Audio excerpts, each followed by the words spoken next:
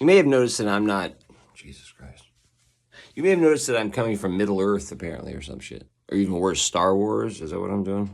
I've come a long way, Anakin. Anyway, you may notice that I've not been posting as much of my annoying little videos or things of such nature. Because I got this thing now, job thing I'm going to, at least until the summer, and then probably after, during, or whatever. It's interesting though, because on top of just not having the time to really follow, like, oh, I'm doing this now, let me do this because it's fun. Along with that, it's also depressing. Having the job is depressing.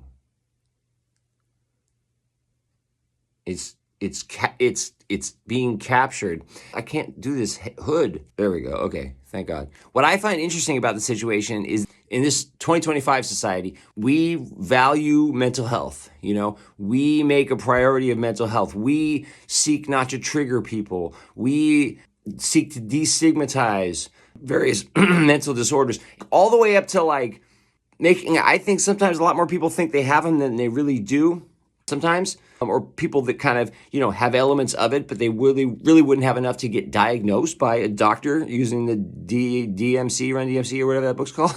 Mental health is a priority, and we all seek to help each other have happiness in life and to deal with our own happiness systems and mental health issues and get through our mental health issues. Unless it's about the money. Because it doesn't matter. The more free time I can have to do the things that I want to do, the happier I'm going to be. But once it doesn't make any financial sense, we just go, yeah, you're just going to have to tough that one out. I'm not saying that's the wrong thing to say, even. That isn't necessarily the wrong reality to let someone know. But it's just funny because money is the dividing line. I mean, that, of course, and you're not allowed to do things that make others unhappy. You don't have the freedom to act crazy if it fucks with other people's rights and freedoms. But also, which obviously makes sense, but also, and this probably makes sense too, but it's just interesting, this is where the line divides, is that you have to make motherfucking money, bitch. You don't have to be in a relationship. You don't have to make kids, okay? All you have to do, you have to make money. Death and taxes. The two unavoidable things. Capitalism and death. So even if I know, and everybody, we all know, that the key to my happiness is being able to do the creative bullshit that I enjoy doing, and that I'm driven to do, if that gets in the way of the money, I just gotta suck it up.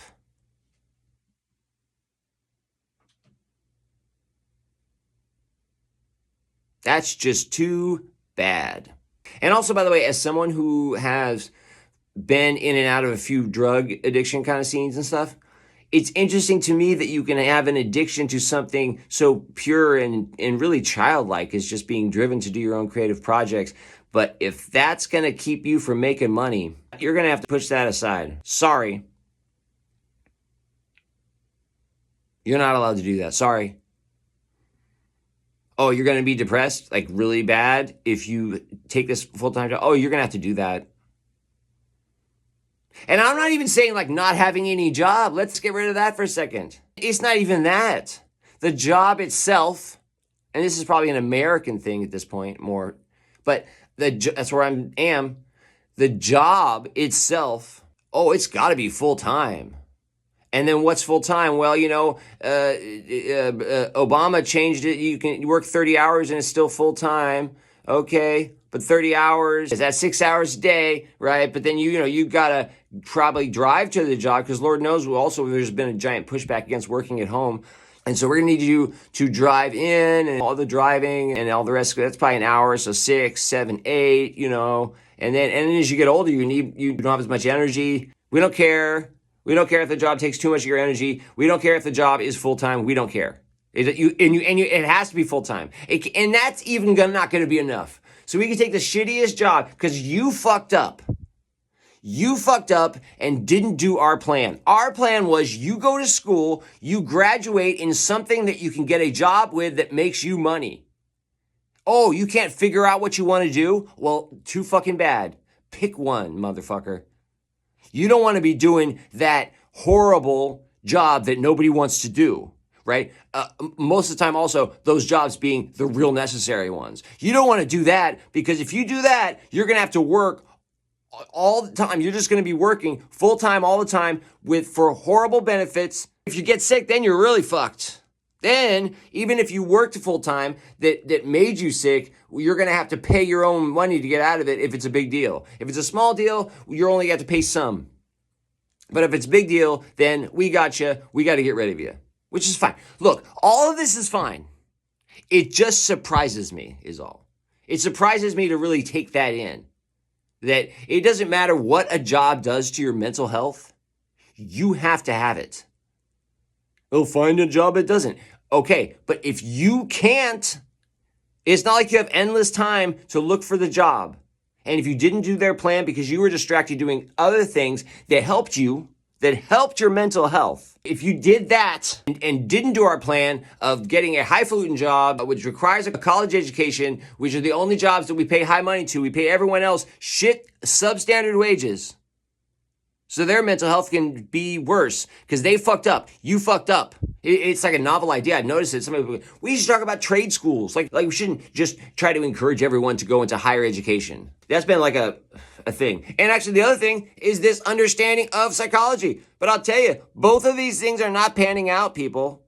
Both of these things are not, where the rubber meets the road, you guys don't give a fuck. Nobody really cares. You just want to look the other way because you don't know how to solve the problem. It's like, I'm just like a homeless person, basically.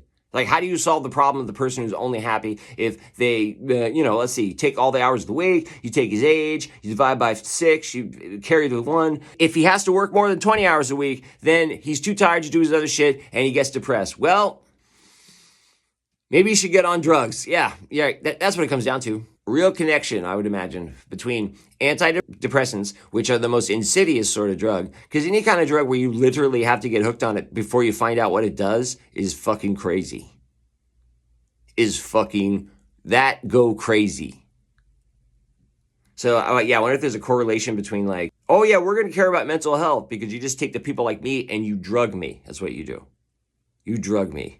We don't make him too happy because then he can get like he's high. So you just get it where he's just, I don't need the creative stuff anymore. I have Zoloft or I have whatever the other ones. So yeah, mental health is, everyone cares about it. Everyone's worried about it. Everyone is ultimately sympathetic to everyone and so open-minded to what people have, help them follow their blah, blah, blah. But if it gets in the way of the money, that's what you have to do to work a full-time job, which is the minimum you have to work to pay rent in this state, in this country, in 2025. And it gets you depressed too fucking bad. You fucked up and didn't think about money enough when you were younger. And we don't care if it's I think you guys get the point anyway or something. Fuck that up. Oh well, whatever. I don't have time to get into it more.